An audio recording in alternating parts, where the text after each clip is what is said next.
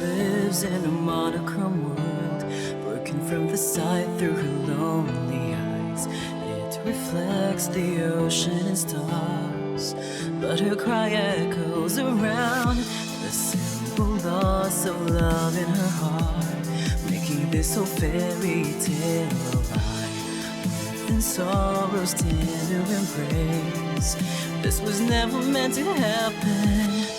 The light of the day, the only reason you have to stay. Hear me sing my song and just keep holding on. Huh, HD recorder isn't here, how sad. Hey everybody and welcome back to Cinderella Phenomenon, and I found this cute little thing on the Steam page, the guide that I use. So, apparently, I never read that there are little quotes from the characters right here, and I never read them.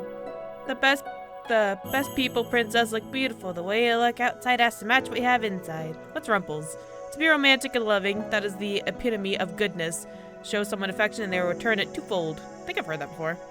I just want people to love to be happy. I don't care if this happiness causes me pain because I can bear that. I'd rather suffer alone rather than bring down everyone around me.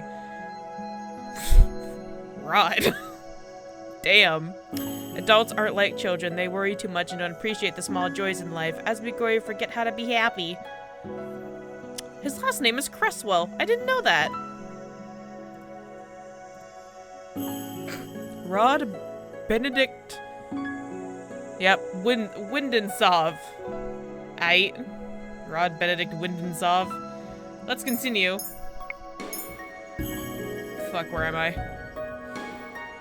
We're in chapter 5. Shit. So loud. No matter how much I try, I'm unable to sleep after my talk with Dolor and Parfait. Mother was a wicked witch of the West, and I am the next bearer of the Tenebrarum. We go through this every time. I just wish for once it'd stick. It all makes sense now. So many people hated me because they thought I would be just like Mother. I feel the weight of the truth crash down on me, and it's suffocating. What am I supposed to do now? I turn to my side and bring my knees to my chest. I gotta sneeze. I gotta sneeze in the worst way. How do I know what the truth is anymore? Suddenly an idea occurs to me. There's one other person who might know the truth. We know who that is. Waltz. I wonder how he's doing. I slip out of my room and make my way towards Waltz's. I waltz towards Waltz's. Shut up, May. That's not funny. You and your damn plans. Waltz is sound asleep when I push the door open to his room. Waltz, wake up. Waltz, I need to talk to you. You look so small in the bed. I pause to look at the hefty amount of herbs lying on the table.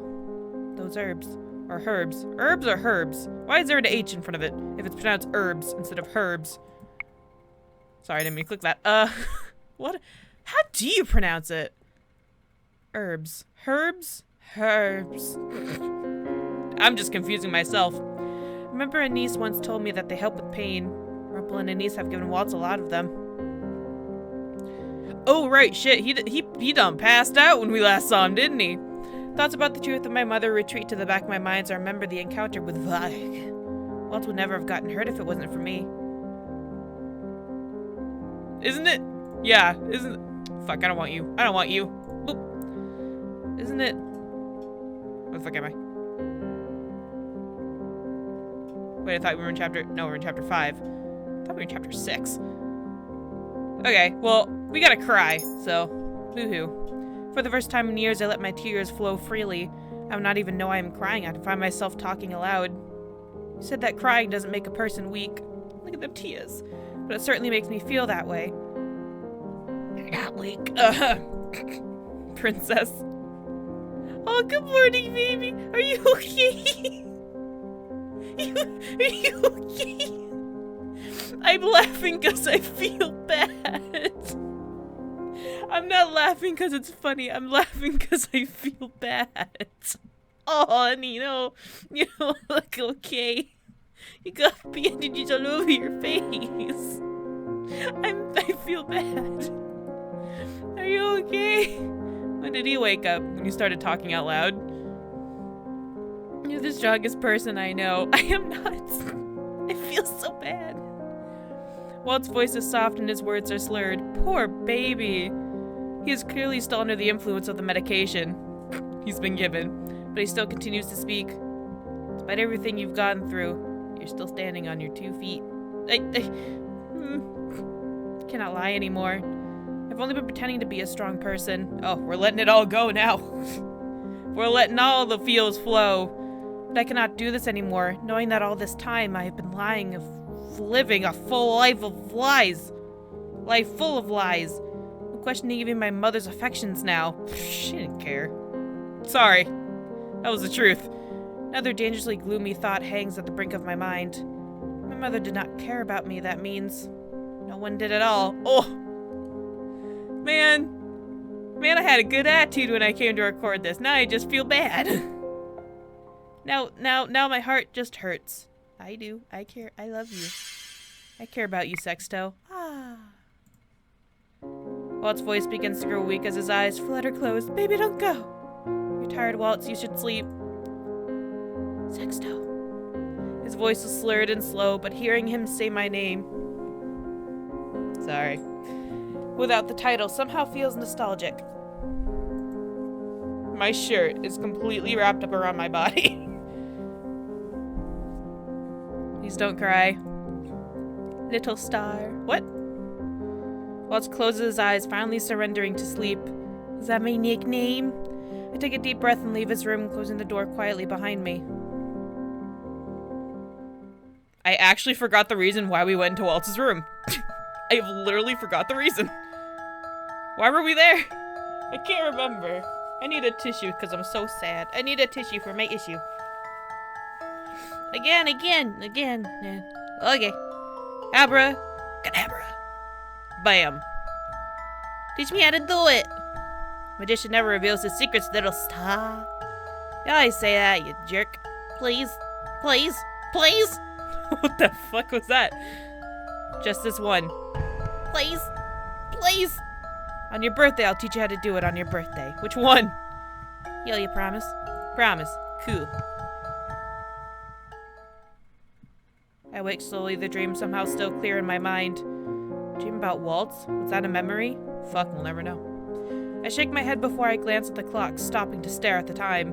How is it already this late? No. Oh, yes. Princess, yes, come in. Waltz. The door opens and Waltz walks inside with a tray of fruit. Why are you serving me? No. Go back to bed this instant. He sits down by my bedside. I stare at him in shock. No, you should be glaring at him. Go back to bed. You're finally awake. Waltz, you're supposed to be in bed.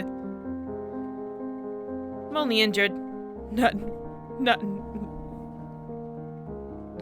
invalid. Not an invalid. I don't know why invalid does it. The invalid just kept coming to my mind. But you're invalid, Waltz. I'm fine, Princess. It's not like you to worry so much. Well, I finally realized my love for you, so now I totally changed my personality. I respond to his smile with an exasperated sigh. He will never heal. He will never heal properly if he does not stay in bed. Beat him down, then he'll stay in bed. Here, I wanted to give this to you yesterday. What? Waltz reaches behind his back and pulls out a neatly wrapped box. Looks as if he pulls that out of thin air. Another magic trick. God damn this boy and his magic tricks. He hands me the wrapped box. What is it? Fucking open it and find out. Oh, that's creepy as hell. This is... You've been wanting this, haven't you? I stare down at the doll he bought for me. It's the same one that caught my eye at the shop. The reason we went to the toy shop was so that you could buy this for me? Yep, I'm glad it didn't get damaged last night after you got whacked in the side by, I assume, a magic ball? Where the hell were you hiding it? My chest tightens with emotion. These dolls are expensive. Waltz would have needed more than just his usual show tips to buy this. Why would you buy this for me? It's love, Sexto. I don't think you understand. I figured you might want the extra company. Plus, you've always loved dolls, so I thought this one might cheer you up. I'm so sad right now. I stare at the doll as I cradle her in my hands, my heart feeling full in my chest. Still got sneeze. Thank you. I've never gotten an unexpected gift like this before. Waltz clears his throat, and when I look up at him, I notice that his expression is somehow sad. Oh, baby, don't be sad. Lady Parfait told me that she and Delora told you the whole story yesterday. Hence me crying in your room. Yep. Have to apologize to you. Why? For what? The reason why they didn't tell you earlier is because I asked that they keep it a secret. Waltz, why? I looked down at my doll, my mouth suddenly dry. Why? Because I wanted you to enjoy having a normal life, even if it was just for a short time. Knowing the truth limits your freedom. I didn't want you to feel that pressure so soon.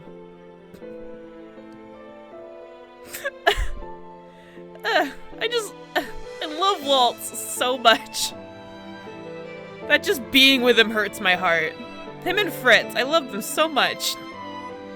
But I can see now that it was selfish of me to deprive you of the truth. I'm sorry. I clutched tighter at the doll, unable to look up at Waltz. He did it for a good reason, for a good purpose. He wanted you to be happy, Sexto. Why would you be so kind without expecting anything in return? Kindness doesn't always need to be paid back. When you do something for someone, they will always expect the favor to be returned. That is what Mother taught me. Have we not established that your mother has been a bitch witch for the entire game? Have we not established this by now, Sexto?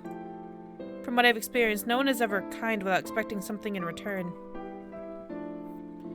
I don't expect anything from you in return, Princess. Except your love. But how can I know for certain that you are speaking the truth? Because he is a precious bab and needs to be loved, Sexto. Well, you can't, I guess. No matter what someone's true intentions are, their actions are always up for a different interpretation. So it'll be up to you to judge their actions. You have to love Waltz, Sexto. Only you can decide whether or not to believe me. Sexto, you listen to me, girl. I pull my knees to my chest, curling up around the doll. Man, she really got attached to that doll quick. I still don't understand how you can be so kind to me. You told me yourself that it was a Tenebrand bearer that cursed you. That means my mother. Your mother was a witch that took away my magic and sealed it in the Neverland. What's Neverland again? Didn't you have to find something? Can't remember. That does not mean it's your fault that I'm cursed. You are more than just her daughter. Hillary's daughter. I wish I could come up with a better name. You're your own person. I know for a fact that you are capable of more goodness than she ever was. Waltz gestures towards my necklace.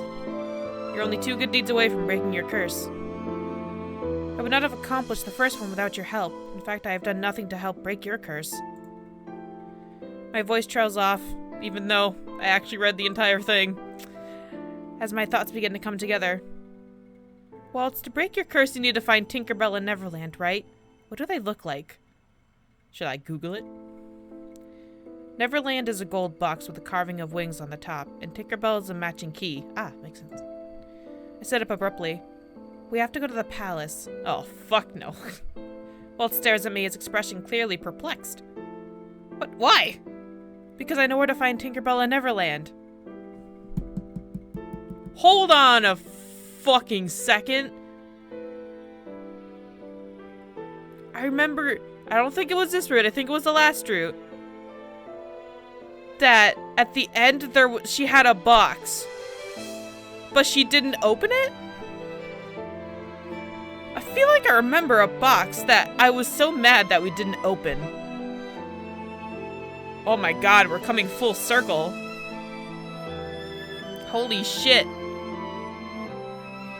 What is going on?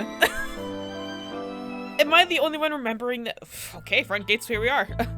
Am I the only one remembering that there was a box that I was mad that she didn't open? What was the last route? The last route was Rumple, right? God, what the fuck? Walt's description of Neverland and Tinkerbell was enough to jog my memory. A long time ago, Mother gave me a box and a key that matched. Dude! Waltz's earlier description perfectly. She gave me strict instructions to hide them in my room and never to let anyone else have them. Why would you give them to me? Never questioned Mother's orders and kept both the box and the key tucked in one of my drawers. I'd forgotten I even had those things until Waltz mentioned them. The minute I remembered, I sent a letter to Rod requesting he help us get into the palace. Secret Agent Rod. I knew that our strained relationship would make it hard for him to trust me, so I emphasized. God, God, the importance of the item we needed to obtain. Why couldn't... Okay, but wouldn't it be easier if Waltz just got the box himself and brought it to... A week later, he finally came through. Now we were just outside the palace waiting for him. Okay, but wouldn't it be easier if he brought the stuff to you? June and Garland are here to protect us in case the need arises. I glance at Waltz, who is standing beside me, fidgeting. He has been against me coming with him ever since he found out my plans. He cannot stop me. I refuse to be left behind. Still won't change your mind about this, princess. No. In no situation with the witches, it's not safe for you to be here. And nobody even knew my plan. My plan was like 10 times better. It's not safe for me anywhere outside the marching, and you know that. Besides, how do you plan on finding Neverland and Tinkerbell without me? I'm the only one who knows where they are. You can tell them where they are? Like I said, if you would just tell me where they are, I can go on my own. There's no need for you to put yourself in this much danger. This game. I'm going and you cannot stop me, Waltz. You're gonna put yourself in danger. Waltz is gonna die fucking protecting you, bitch. Princess. I turn to face him fully. This is my choice, Waltz. I want to do this. Plot twist, you don't know where it is. She has to go look for it. For a moment, there is silence between us as Waltz studies my expression. He eventually sighs and shakes his head. I should know by now, but there is no changing your mind when you're determined to do something. Yep. Just promise to stay close to me, okay? I stayed close to you last time and you got whacked. I nod absently as I feel around in my pocket for a small object, a vial that Parfait gave me before Waltz and I left the palace. She said that it should help us when the need arises. It's a shame that neither Parfait nor Delora could be here due to their urgent meeting with the fairies. Thanks for that tidbit. Jan and Garland finally arrived with Rod. Ready? I can only nod and reply. Hopefully nothing will go wrong. She done jinxed it. We make our way through the secret passageway. I've heard of the secret passageway from the king before, but this is the first time I've ever been here. They say that this was built as an escape route. Should the need to evacuate the royal family arise. Only the commander and the order of Caldera. This shouldn't be a hard word for me, yet it is. And the king know about this place. Rod, how do you even know about this place? How did you get a key? I thought that only the king and Sir Alcaster had copies. It was Lady Parfait who showed me this place and gave me the key. You sneaky little bitch! I can't leave the palace unattended on normal circumstances, so she suggested I go through here whenever I needed to get to the margin. Then how was she able to get a copy of the key? Classified information for the two short boys. You should ask her that yourself. Anyway, you haven't even told me what you needed from your room.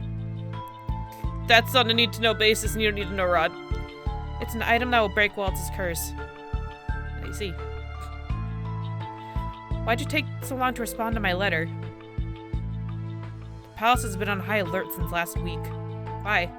Rod stops and looks at me. The hesitation is clear in his eyes. Fucking tell me, boy. Did something happen?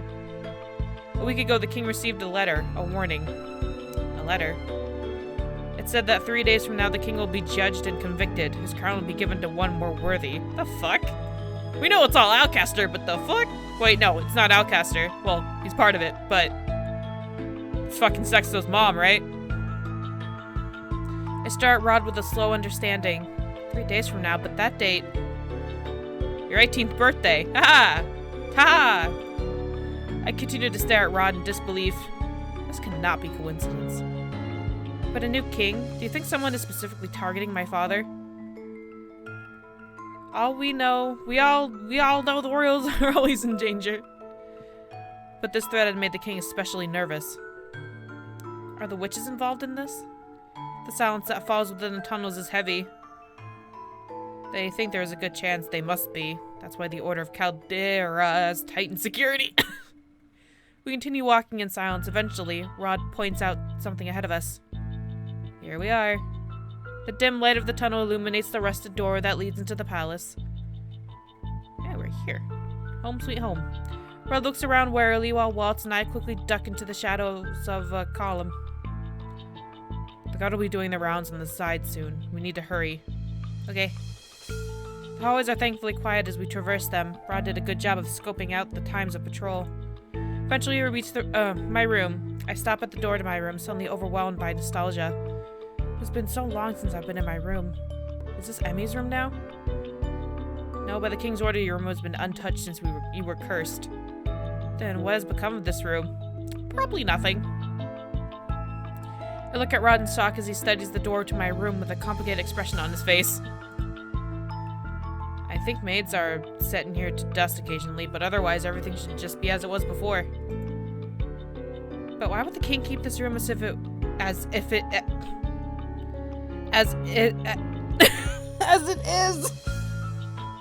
If he does not remember me, why?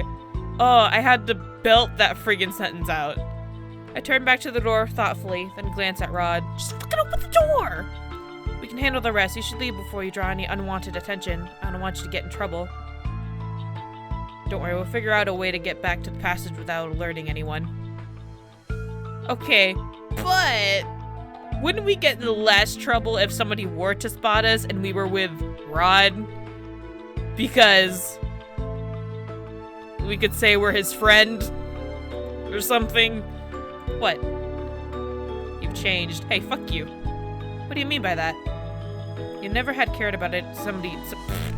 You never would have cared about someone else's safety before. Rod turns to leave before I can respond. Be careful. Alright, fuck you too. Thank you. Never see that bitch again. Garland and I will stand outside to make it quick. My brain. It's just a jumble of words in there. I nod at Jurian before turning back to the door and turning the knob. About fucking time.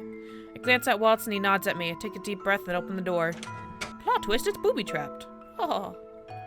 Rod told me that my room had been untouched since I left, but I was not expecting it to be like this. Nothing has changed. Not a thing out of place. There's not even a speck of dust on the dolls on my shelves. Sexto. I'm confused as to why this room has been untouched. Certainly the king would have thought to do something else with it. Or in the very least, he would have not had any maids coming in constantly to clean it. But I cannot let myself linger on the questions. I have no time for them. We came here to find Neverland and Tinkerbell. I look at Waltz and nod. Let us start searching. I thought you knew where it was! I thought you knew where it was! Time passes by and I'm only able to find the key. The box is nowhere to be found. Not even the drawer that I remember putting it in. You found Tinkerbell. To think that you had Neverland and Tinkerbell this whole time. Have you tried searching for it in my room before? I have, but I didn't find anything. She must have used glamour magic to hide it from me. I stare at the key with frustration. Oh dear. I don't understand. I'm sure it was here. Are you sure you didn't throw it away? That would really suck. No, I would never throw away such a beautiful box. Besides, I keep most of my things. They're valuable to me even if they're not outwardly beautiful. I wouldn't have believed you hadn't seen this. If I hadn't seen this. I read that right the first time, don't worry. He leans down to pluck a puppet from one of my drawers. He holds it up with a smile and I feel my cheeks heat in embarrassment. Oh. Oh my god, that's creepy. What the fuck? I just never remembered to throw that out. Waltz gazes at me thoughtfully. That's the only reason. Well, I look at the puppet and his hands and find the truth spilling out of me. I was never able to put my finger on why, but I always liked that puppet. A smile stretches across Waltz's face. He kept it even though I did such a bad job with the sewing. Man, that thing was creepy. What? You made this? Da-da-da-da! Yeah, this is the first puppet I ever made. Waltz turns the puppet in his hands, looking down at it fondly before his eyes meet mine. You're the one who taught me how to sew in the first place, you know. What? I was the one who taught him how to sew? Isn't he older than me? I stare at the puppet. Probably kept it because he made it. How cruel. What? Huh? Do you have any idea what you're doing to my poor heart? You seem perfectly fine to me. Walt shakes his head and sighs. You okay there, bud? So dense. Oh, God. What? The knob begins to turn. Oh, God. Moment ruined. The knob begins to turn. Waltz and I exchange glances before we both dart in different hiding places. I hide myself under the bed and he runs behind the curtains. which more easily conceals his smaller body. Varg. Oh, no. Hi. What are you doing here? The king, what is he doing here? When the king steps inside, I notice that there is something in his hands. Yo, you got the fucking box? Give me that fucking box. That's the box, but why does he have it? I look at Waltz and he gives me a small nod affirming that is indeed Neverland. Who's there? How do you know? Show yourself now if you don't want to get hurt. You go fight me, Dad? Oh, shit. The king unsheathes the sword. Okay, he go fight me. What should we do? I look at Waltz, who signals me to stay in place. He mouths something, and I think he might be saying that means to find a way to get us out. Is Waltz going to sacrifice himself again? Will he be alright?